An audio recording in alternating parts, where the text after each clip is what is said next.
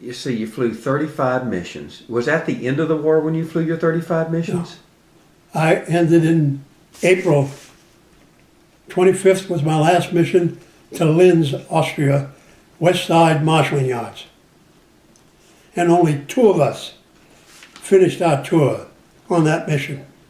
Me and Morris, Mo, we used to sing together. He was on another crew. The next day, they flew a milk run. 12 guys finished. I mean, a lot of parties on them. And one of the things that probably happened to you when you're flying, I don't know if it happened in Italy, but it happened in England. Did you have trouble with ground fog getting up? Or was it normally a clear day, you just... We took off, usually it was raining or clear. Cloudy, yes, maybe 5-10. Then some days it'd be CAVU, clear as a bell. Yeah. And you didn't assemble up in the sky like this, like in a... No. The way we assembled, take off, it would fly a wide circle till all the ships got together. And then you start climbing after you are assembled. Okay. Over the Adriatic, you're getting height, because you've got to cross those Alps, Yep. coming and going. And when you cross the Alps, the German radar picks you up. They know your direction and speed. So they alert their batteries, fighters, we're coming. And that was the disadvantage we had over the 8th Air Force, where they could fly low, below the radar. When we went into Europe, always high. Italy, we couldn't fly those end range, but we always were. Target 25,000 feet. When you took off, would you go side by side with another plane? One at a time. Every 30 seconds. That was to get rid of the prop wash. Yeah. So when you assembled, you were assembling at a point in the sky. You know about where you're supposed to. Was there a bright colored airplane up there? No, we had a B-25. B-25 was the organizer. Was it brightly colored or? No, just regular aluminum colored B-25. Did it shoot flares off? No. We got the flares from the ground, telling us yellow, red, green. By the way, was your plane, was it camouflaged or was it silver? No, silver. It flew a little faster, didn't it? The Ice Cold Katie was brown, camouflaged. But they didn't do that anymore. How on earth did you get... Because it added weight to the plane. Now, how did you get Ice Cold Katie for a couple of missions? Because we were new. Shit, man. We were a replacement crew. You're treated like an orphan in a big family. Like a stepchild. And you got to grab what you can grab. So you got really the worst plane. Yeah. Shit on a stick.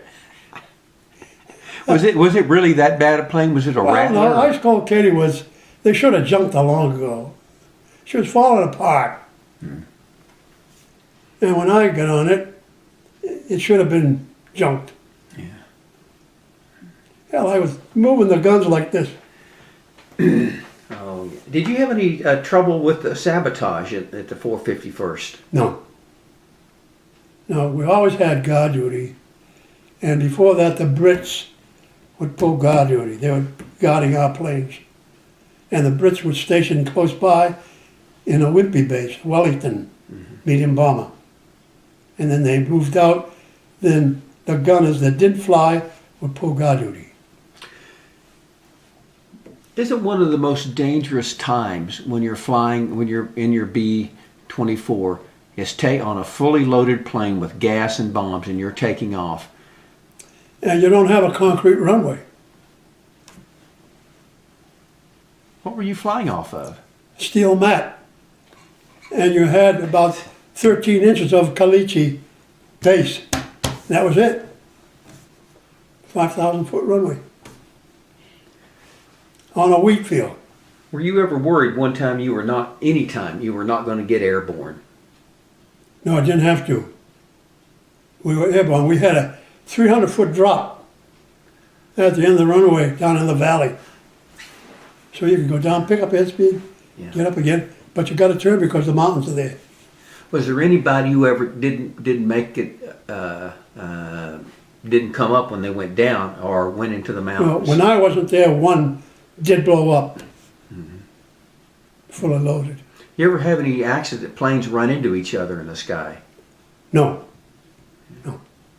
Not even in the bad weather? Bad weather, no. The worst was the cloud masses, huge cloud masses, white out. And I remember I looked up and there's a light, and Pat heads for that light. We're just above the cloud, and we're at 29,000 feet. And they were telling us a B-24 couldn't fly 29,000 with a full bomb load. We did. So, did you ever fly over the Brenner Pass? Oh yeah, that was a bitch. Brenner was a bitch, Bolzano. You see, I flew there 4 times. And if you fly parallel with the pass, you're going to get your ass shot off. They got guns on each side of the mountains on each side. And wham, you're in the crossfire. So you come in on an angle to give the bombardier just enough time to set up his bomb sight. Because if he fired straight perpendicular, he wouldn't have enough time. So you're in the fire, flying at 45 degrees. I hated it. But 4 times I win.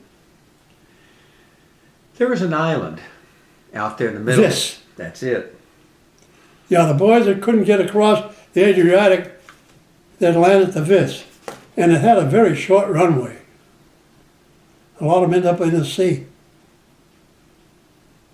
I didn't have to do that. You ever think you were going to have to? No. At one time, yeah, but no. Was that the one time was that your... That was Vienna. Your February the 7th. We were straggling home with 2 engines. And we're all shot up. Real bad. Wounded. Real bad day. Our plane was like a sieve. Holes everywhere. And it's a wonder what more guys didn't get hit. You'd be flying, and the high stuff would be coming down. And it was like someone throwing rocks on a tin roof. They really had you zeroed in then. Oh yeah, they were tracking us. Clear weather. See, one of those flak towers was a observation tower, and you control the guns. They had radar on it. It was downtown Vienna. I got a photograph of it. The other ones had the guns. So when you've got 2 engines, that plane cannot keep with 2 engines. It can't keep its altitude, can it? No, the bad part was we were losing altitude because our Bombay doors were stuck in the open position, putting drag on the plane and sucking up all that freezing air. It was real bad. And we were at 17,000 when we got out of the dive. We're steadily losing the altitude. And I'm worrying, are we going to have enough altitude across the Alps? And we just barely did. A few hundred yards, I could see the mountain sides and everything. And we just crossed them. And then we had the Yugoslavian mountains. They weren't quite as high as the Alps. Crossed them, and then you got the Adriatic, which was fine. And you just kind of coast in from there. Yeah. You just, How were you not losing fuel the whole time? I mean, that many holes in your plane. They didn't hit the fuel tank, so you were... when we landed, pilot stopped the plane, 4 dead engines. That was it. Had you moved out of your position on the front back to a bailout position? No. The only time I moved out when the engineer patted me on the shoulder and told me to follow him. And that's when we went to repair the hydraulic system and the cables. And we walked to the bomb bays, second bomb bay over, looking up, there's the hydraulic tank. The tanks are up high. And they're leaking. Hydraulic fluid flying everywhere. And every time the plane dipped, zap, right over my head, down my neck, on my back. That's hot. That's hot, isn't it? No, it was all cold. All cold. I didn't feel any heat. And the air was cold as hell anyway. So if you fix something, you've got to replace the hoses, don't you? Put clamps on them? We were trying to fix the lines. They were not hoses. They were aluminum. And we're trying to patch them up. Couldn't do it. Didn't have the material. So then we worked on the cables. We did some there. We were working about, 30 some odd minutes. No oxygen, no parachute, just cold as hell. And soaked. I was a human Molotov cocktail, and I didn't know it, didn't realize it. And then the navigator, but the bombardier motions us to come back to the flight deck. And that's where I learned no one can put down the landing gear manually. Navigator, bombardier, engineer, none of them could do it. Well, I was standing behind the pilot's seat, and I noticed the distance from the edge of the command deck to the handle was about 6 feet up high under the wing. And if I took a couple of running steps and I would dive at that handle, I'd grab it, and the force of my body, see, I remember in high school, foot-pounds of force.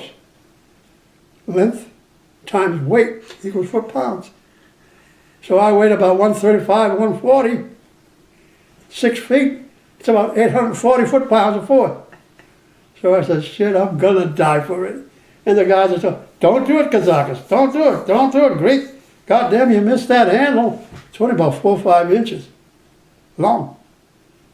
He says, you're dead. Bombay doors are open. Down you go. Well, I didn't listen.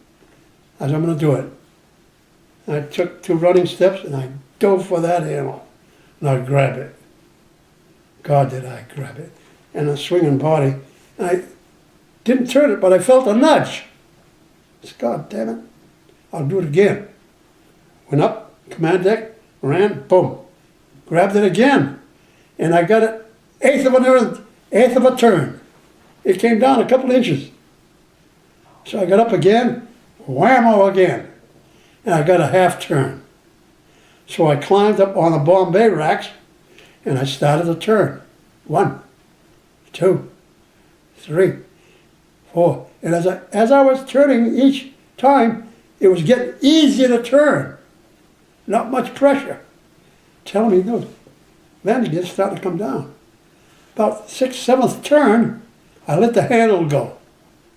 And it started to spin like a prop. Landing gears coming down by gravity. And then, pow!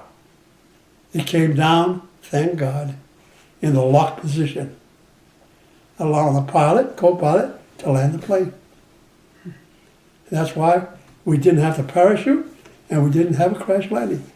He came in real hot, at about 130 miles an hour. We landed about, several yards from the end of the runway, about maybe 10, 15 yards. Plane came to dead end. And the boys in the west start jumping out, and the plane starts bouncing around the back end. And we got a 3-degree slope on a runway. And the guys bouncing around, the plane started to roll backwards down the runway. It started picking up momentum. So I was right at the edge of the bomb bay, standing there. I grab my parachute and I jump down on a mat. I take my parachute and I stuff it under the wheel. That brought the plane to a halt. So now the boys in the nose, pilot, co-pilot, navigator, bombardier, and engineer, they all start coming out. And I'm leaning over the hot tire, the landing wheel. It was nice and warm from the landing. I'm leaning on it, and all the adrenaline in my body left me, down the bottom of my feet. And I fell to the mat unconsciously, boom, as they were walking by me. When I woke up, I was at an aid station, and the flight surgeon, I'm looking at his face, and his medic, they were both bandaging my wounds. Hell, I was wounded and I didn't even know it. And flight surgeon looks down at me and he says, "Kozakis, today you earned a Purple Heart." And you know, I'm a jokester really. I got a grin on my face and I say, "Captain, give me an aspirin, I already have one." And everybody started laughing. The medic says, "The Greeks flack happy." That's when he drove me back. After bandaging me up, I was all bandaged up. Gave me a shot, kill the pain and all that. And he drives me back to my tent. I got out of the tent. He opens the door for me. I walk in, and my bunk, there's a door, about 5 or 6 steps, my bunk. I get to my bunk and I'm leaning on it, the top rack. And I look down and the bunk is empty, bare ass. And I said, "Hey, fellas," everybody was asleep. Every time I talk, it hurt. "Hey, fellas, where's my stuff? What are you doing to me?"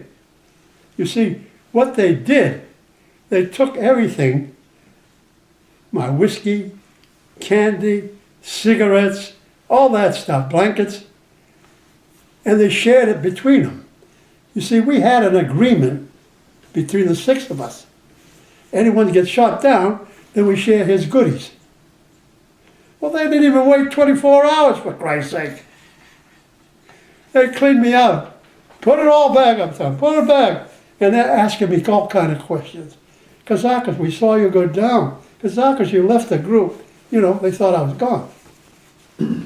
So they put everything back. They were good about it. And I'm hurting. I'm saying, "Look, fellas, I'm tired and I'm hurting and all I want to do is sleep. Please undress me and put me in a sack." Well, they did. They undressed me very carefully. I crawled in my sack. They helped me to get my sack. When I hit that sack, I went out like a light. I didn't wake up till about 11 or 12 the next morning. I mean, and Balzer runs over and hands me his canteen so I drink water. Carrington comes over with some cookies he got from home, his wife sent him. O'Loughlin is opening a breakfast ration can for me. And Regis really covered my feet with my blanket. You know, they treat me real royally. Well, this treatment went on for about 4 days. They treat me real good, killing me with kindness. And about the 4th day, Balzer says, "Kozakis, you bastard, you're all right. Get off your ass and be yourself again." I said, "Okay, fellas." So I got out. I went, got a new parachute, got another jacket. And the way I got my jacket, see, one of the boys hung my jacket that was all soaked with hydraulic fluid on the main mast of the tent. And the stope was behind it, and the heat. Well, the jacket was flaking off from the back, all the material.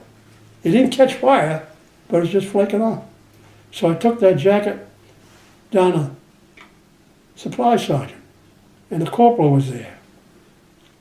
And I put the jacket on the counter. I said, "I need a new B-10 jacket." He looks at me and said, "We don't have any." I said, what do you mean you don't have it? I got to fly, man. I need a B-10 jacket. But we don't have any. I look over in the column, I see a B-10 jacket. What's that over there? He said, oh, that's mine.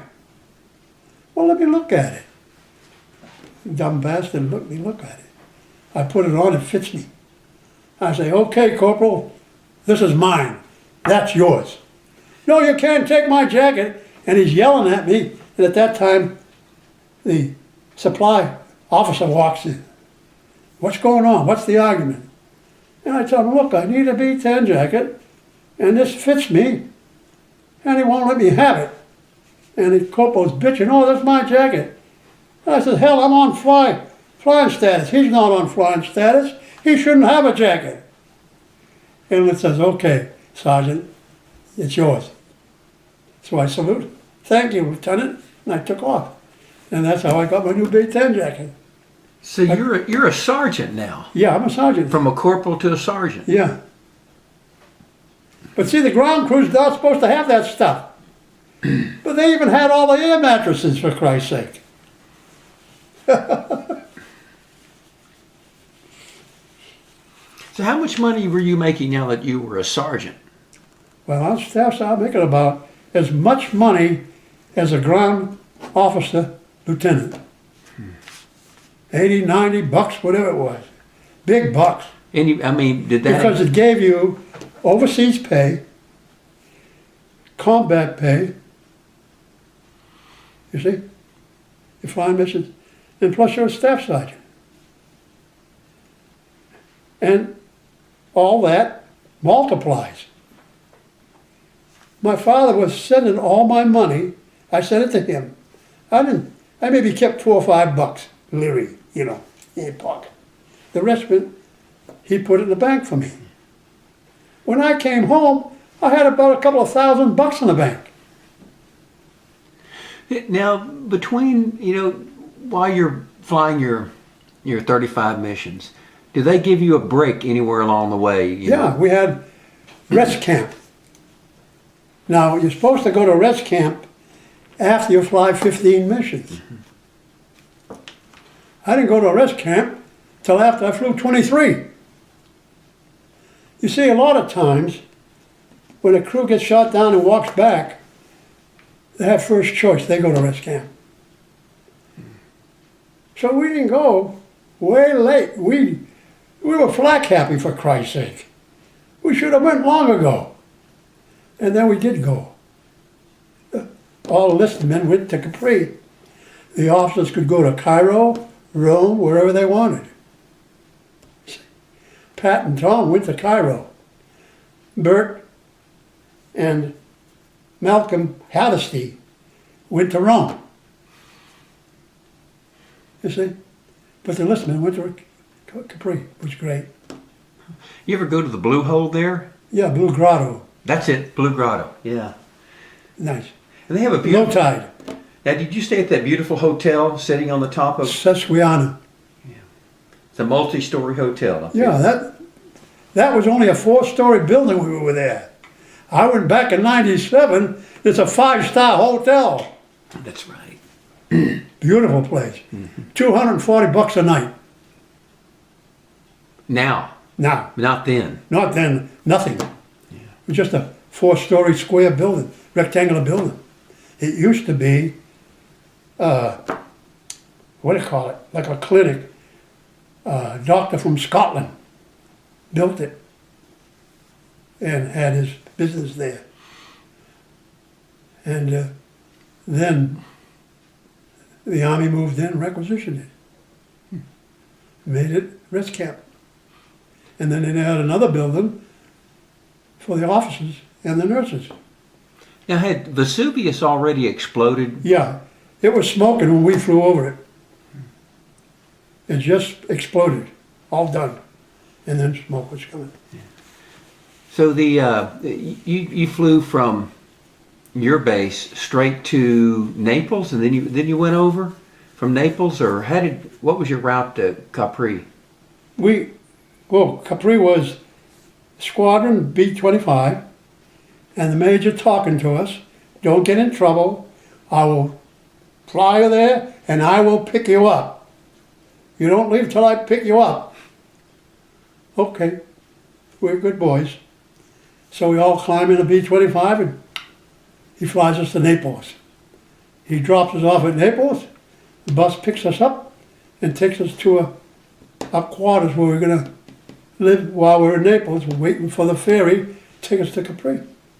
And we're in Naples about 4 or 5 days. Were there areas in Naples that were off limits? I mean, I've heard there a fair amount of crime. Well, off limits was everywhere. No fraternization.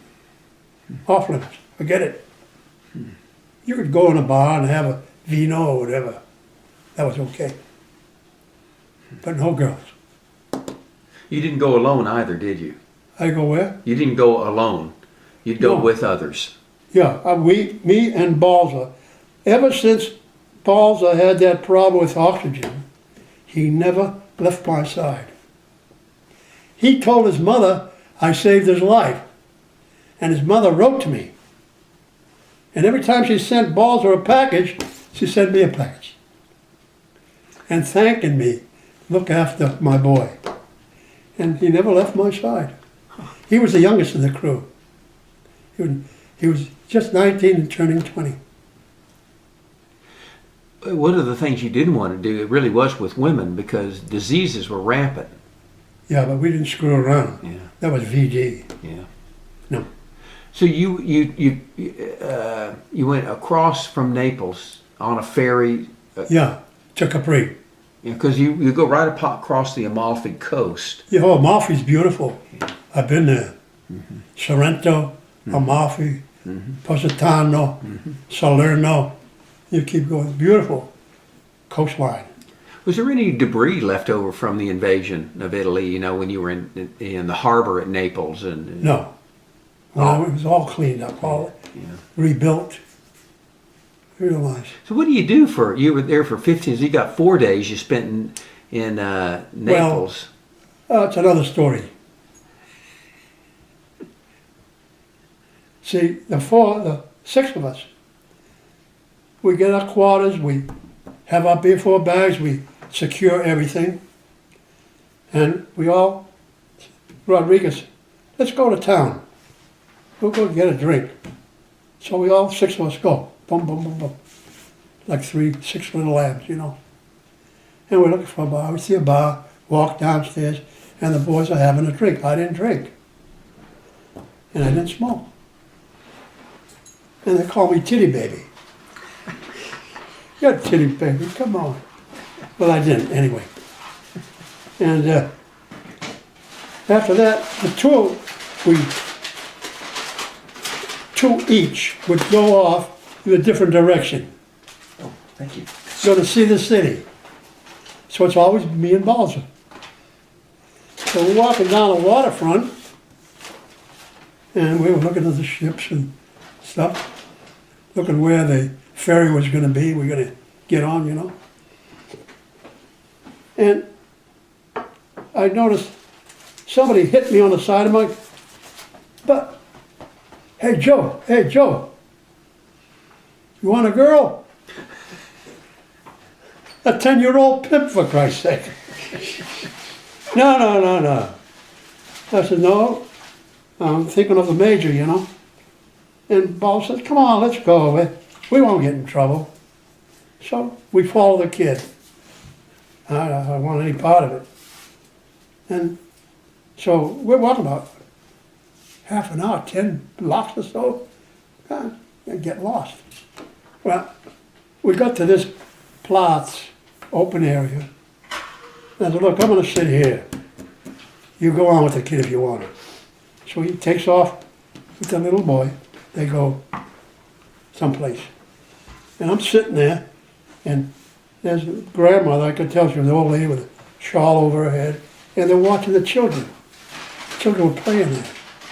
And I'm sitting on the bed, and walks a lady, sits next to me. Oh, she must have been about 28, 29 years old. And she spoke English. Her dad taught her, sent her to English school, and she worked as an interpreter in the British constabulary there. And we're talking. I introduced myself.